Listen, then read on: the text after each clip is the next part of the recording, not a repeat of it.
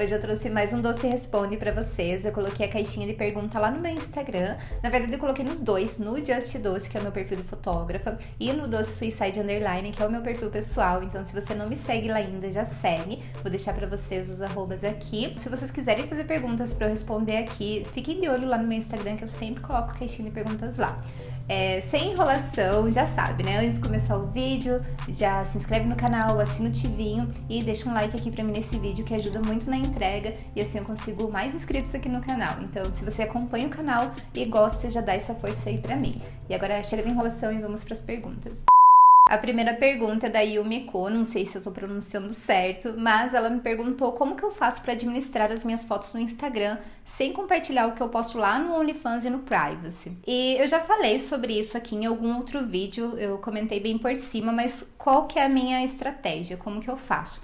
Normalmente eu faço uma sessãozinha de fotos, quando é foto caseira, né, que eu faço em casa, e eu sempre começo vestida, eu sempre começo com roupa. Ou seja, eu sei que aquela foto ali, eu não vou enviar lá no meu OnlyFans e no Snap, porque o conteúdo de lá é mais explícito, é foto sem roupa e tudo mais. Então, como que eu faço? No comecinho do ensaio, eu sempre tô vestida, né, naturalmente. Tanto o ensaio que eu faço em casa, quanto o ensaio profissional, eu sempre começo com roupa. Então, eu já tenho em mente que é essa foto que eu vou usar para postar no meu Instagram, para divulgar o resto do conteúdo. Então, sempre é dessa forma que eu faço. Sempre pego as fotos de comecinho de ensaio para eu poder publicar nas minhas redes abertas. Instagram, Twitter, às vezes eu posto alguma coisa com nudez lá. Mas enfim, outras redes que eu não publico nudez. Aí, a segunda parte do ensaio, que eu comecei a tirar roupa, que eu já faço uma coisa mais assim, por exemplo, digamos que eu comecei com um shorts e uma blusinha.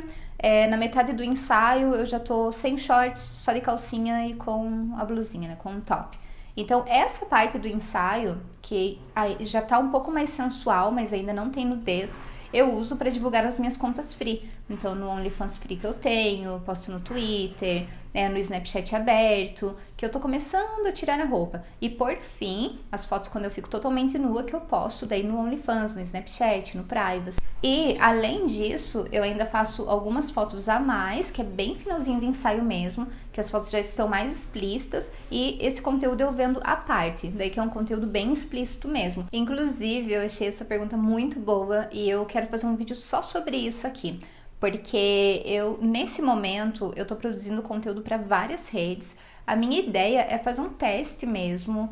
Eu tô usando muito as minhas coisas, os meus trabalhos que eu faço como modelo, como um laboratório. É o que eu venho fazendo, na verdade, já faz um bom tempo.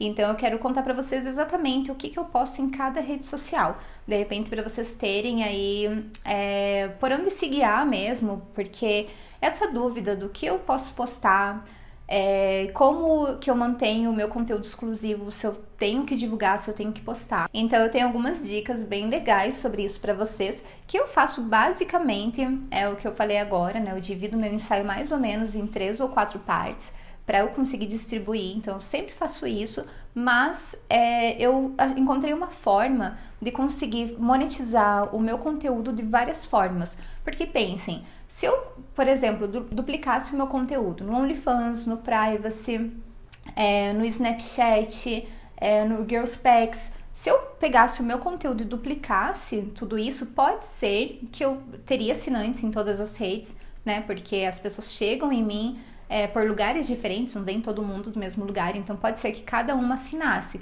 Mas eu acredito que eu venderia muito menos do que eu vendo hoje, não duplicando conteúdo. Então eu vou fazer um outro vídeo pra vocês falando um pouquinho mais sobre isso, que eu tenho várias dicas bem legais pra dar. A próxima pergunta é da Lizzie. Ela perguntou pra mim quando que veio a minha inspiração pra empoderar e ajudar outras modelos e mulheres.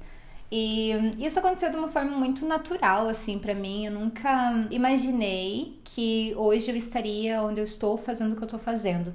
Então, foi de uma forma muito despretensiosa no começo. Acho que, na verdade, quase tudo quanto à minha carreira foi assim, exceto a fotografia, que eu já trabalho, já estudo há bastante tempo. Então, com exceção da fotografia, todo o resto que aconteceu na minha vida, a questão de eu ser modelo, de eu ser recrutadora, de eu ser mentora, enfim, todo o trabalho que eu faço hoje, né, com as mulheres, o canal, inclusive, aqui no YouTube, não é somente para mulheres, né? Tem bastante homem que produz conteúdo, vende conteúdo adulto também. Então, de certa forma, tudo que eu falo aqui é para homem também, não somente para mulher. Mas o meu trabalho em geral envolve muitas mulheres e envolve muito essa causa da liberdade feminina, da aceitação do corpo. Então isso veio vindo bem aos poucos, assim, pra mim. Acho que tudo começou lá atrás com a fotografia, porque quando você fotografa sensual, ainda mais pra mim, que antes de eu começar a fotografar sensual, eu fazia fotografia comercial. Então, já comentei isso aqui com vocês, né? Eu fotografava meio que de tudo, evento, fotografia de comida, gestante no parque, foto em estúdio. Então, assim, era totalmente diferente da fotografia sensual. Porque quando você fotografa um evento, qualquer tipo de foto comercial, claro que tem um sentimento ali, claro que tem emoção, né? São pessoas por trás daquilo também. Porém, a fotografia sensual é uma fotografia muito mais sensível. Então, eu acho que eu comecei a ficar mais sensível a isso conforme eu fui trabalhando mesmo. Depois que eu me tornei recrutadora do Suicide Girls, isso ficou ainda mais forte pra mim. Não era só recrutar meninas alternativas e bonitas pra um site. Não era só isso, sabe? Nunca foi. Só que no começo eu não tinha isso muito claro, assim, pra mim. Eu pensava, a menina é alternativa, ela conhece o Suicide Girls, ela tem, né, o estilo que o site gosta, que o site procura, que são meninas alternativas. Eu achava que era só isso, mas não. Conforme eu fui recrutando, fotografando, me aproximando, conhecendo as meninas, dando mentoria, eu vi que tinha uma coisa muito além disso. Eu percebi que cada mulher que eu fotografava, que eu trabalhava, tinha necessidade de se libertar de alguma forma. Algumas de complexo, algumas de frustrações, algumas de traumas que tiveram talvez em relacionamentos. Então eu comecei a notar que isso foi ficando até mais forte do que o meu trabalho em si, como fotógrafa, como recrutadora, como mentora. Enfim, depois de um tempo fazendo isso, passou a ser a coisa mais importante no meu trabalho. A fotografia, colocar a menina em site X, ajudar a menina a chegar a tal lugar. Isso, óbvio, que é muito importante, inclusive é o meu trabalho, eu sou contratada para isso, mas isso deixou de ser a coisa mais importante para mim. Então eu acho que foi assim, eu acho que eu comecei bem aos poucos, de forma despretensiosa, e acho que talvez de alguma forma as mulheres começaram a enxergar em mim coisas que elas tinham nelas também, mas que elas não conseguiam de repente botar pra fora. Então eu acho que foi dessa forma, e é muito legal assim as mensagens e feedback que eu recebo das meninas que trabalham comigo ou que querem trabalhar comigo ainda. Acho que é isso. A próxima pergunta é da Maria Lee, SGH, que ela me perguntou o que é mais difícil fotografar, uma modelo fora do padrão, uma modelo tímida. E eu não sei bem como te responder essa pergunta, porque eu não tenho mais essa dificuldade hoje. Assim, eu lembro vagamente, lá no comecinho, quando eu comecei a fotografar, que eu tinha um pouco de dificuldade, mas eu consigo ver uma dificuldade com tudo. Não só com mulheres tímidas ou com mulheres fora do padrão, eu não gosto muito desse termo, porque eu não entendo muito bem, na verdade, esse termo. Eu entendo o que as pessoas querem dizer, eu entendi o que você quis dizer, mas é um termo que eu não concordo muito, porque se você for ver quem é padrão, hoje eu não consigo perceber mais isso. Eu lembro que no começo eu tinha dificuldade, mas não só com modelos tímidas ou fora do padrão, mas com tudo. Tudo era tinha uma dificuldade, então modelos ou mulheres, né, muito altas, muito tímidas, ou enfim, qualquer coisa tinha essa dificuldade, porque era uma dificuldade inicial de qualquer trabalho. Só que hoje isso é tão natural pra mim que é uma coisa que eu não percebo. Assim, então, por exemplo, se uma menina ela vai posar pra mim, normalmente ela já me diz antes que ela é tímida. Então quando eu vou começar a fotografar a menina, eu já sei. Algumas meninas elas não me falam, mas eu consigo perceber durante o ensaio. Mas ainda assim eu não acho que tem uma dificuldade nisso, sabe? Porque eu acho que o que ajuda muito também, talvez seja a minha forma de direção de ensaio. Então eu acho que isso acaba amenizando essa questão da timidez. Agora a questão uma mulher fora do padrão, eu não entendo muito bem esse termo. Eu entendo o que as pessoas querem dizer quando falam né, uma mulher fora do padrão, mas eu não consigo entender exatamente o sentido, porque, por exemplo, se a gente sair ali na rua agora, você não vai conseguir ver um padrão de mulheres, mas se houver um padrão, pode ter certeza que não vai ser padrão de modelo de passarela, super alta, sabe, com corpo escultural. Não é o que a gente vê, né, se você for no shopping, se você sair na rua, se você for num bar. Não é a maioria das mulheres são daquele jeito. Então, na minha cabeça, esse termo não faz muito sentido. E para fotografar não é muito diferente, porque para mim não importa se tem uma mulher ali que pesa 130, 150 quilos, ou uma mulher que pesa 40 quilos, se é alta, se é baixa, ou seja lá o que for. Eu consigo ver beleza em todo mundo e eu consigo trabalhar muito bem com todo mundo. E no final, para mim, o resultado é tão bom quanto o ensaio de uma menina tímida, o ensaio de uma mulher fora do padrão. Então, hoje, eu não vejo dificuldade nisso. Mas, respondendo essa pergunta, se eu fosse escolher apenas eu acho que a timidez é uma coisa que talvez atrapalhe um pouco. Não a questão da modelo, da mulher ser tímida, mas a questão disso travar ela um ponto dela não conseguir fazer o que ela quer. Talvez essa trava mental que essa mulher super tímida tenha, talvez isso atrapalhe um pouco mais. Mas eu diria assim que é mais para ela, na experiência dela, e talvez, se a timidez for uma coisa assim muito gritante, no resultado das fotos. Mas eu não consigo perceber isso. Para mim, todos os resultados, assim, sempre dentro do que eu espero. Então, eu acho tranquilo fotografar ambos. A próxima pergunta é da Eduarda e ela perguntou como que eu conduziria um ensaio de uma modelo que não se sente bonita.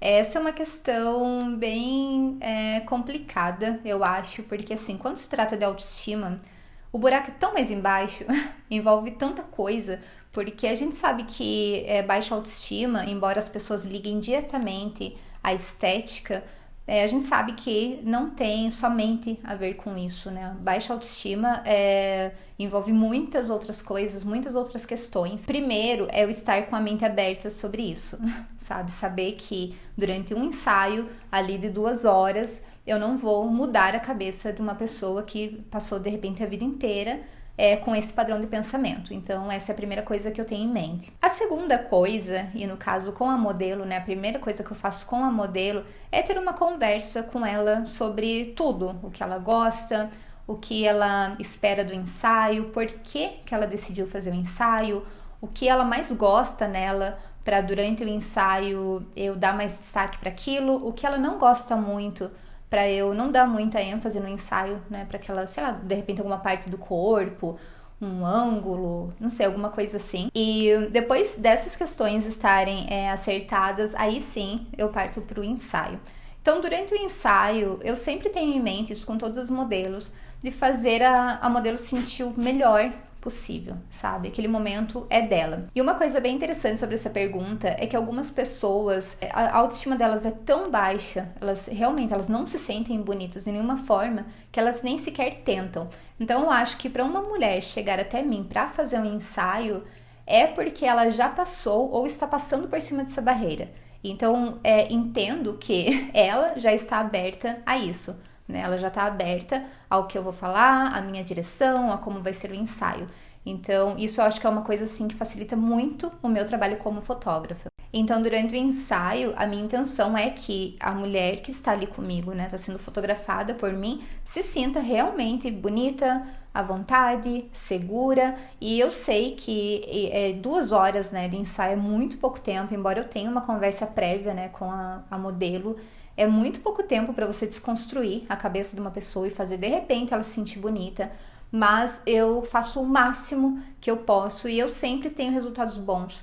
Tanto que, assim, a maioria das meninas, sabe, eu diria que 99% das meninas que posam pra mim, o que elas sempre me falam, eu ouço isso, acho que todo mundo, de quase todo mundo, é que a autoestima deu um up, que ela se sentiu mais bonita, que ela não sabia que ela tinha aquela beleza. E isso acontece justamente por todas essas coisas que eu falei, porque na pós-produção do ensaio tem edição. Então eu gosto de mostrar para a modelo que sem edição, ali, naquele momento, ela tá perfeita, ela é bonita, sabe? Então eu gosto de fazer ela se sentir assim, ela vê que isso tá acontecendo. sabe? Não é só eu olhar aqui a câmera com um olhar de fotógrafa, um olhar totalmente técnico. Eu vi ali, por exemplo, a fotografia tá perfeita, mas a modelo foi, sabe? Então, a minha ideia é, durante o ensaio mesmo, fazer com que ela vá se vendo dessa forma. Então, normalmente eu fotografo, eu mostro a foto na câmera para modelo, eu falo o quanto ela tá bonita, se ela fez algum gesto, alguma coisa natural, peço para ela repetir, eu mostro, nossa, olha que linda que você tá, sabe, desse jeito. Essa luz aqui tá incrível no seu rosto, e ela vai acompanhando isso, porque não é só uma pessoa falando, eu tô falando e mostrando para ela.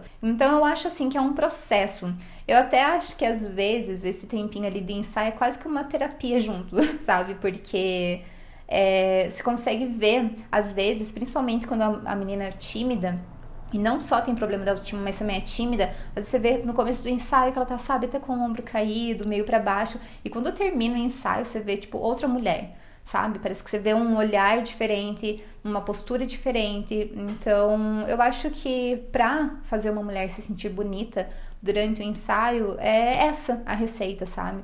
É você ter essa conversa antes, e dar toda a atenção do mundo durante o ensaio. E eu acho que é isso. Eu não sei se ficou clara a minha resposta, mas é o que eu sempre faço.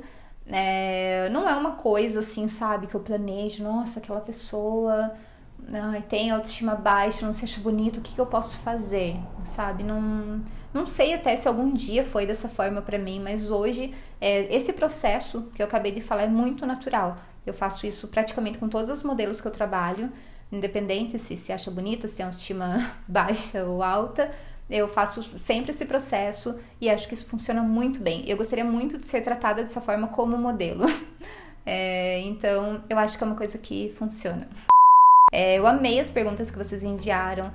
Tudo coisa que eu já pensei em falar aqui no canal. São coisas que eu acho bem relevantes e quero falar mais sobre isso. Então, eu não vou me estender muito nesse vídeo para eu fazer um próximo falando um pouco mais sobre as outras perguntas. Eu espero que vocês tenham gostado do Doce Responde de hoje. Vejo vocês no próximo. E já sabe, né? Se inscreve no canal, deixa um like aqui pra mim nesse vídeo e assina o tivinho para vocês não perderem os próximos vídeos. Um beijo e até!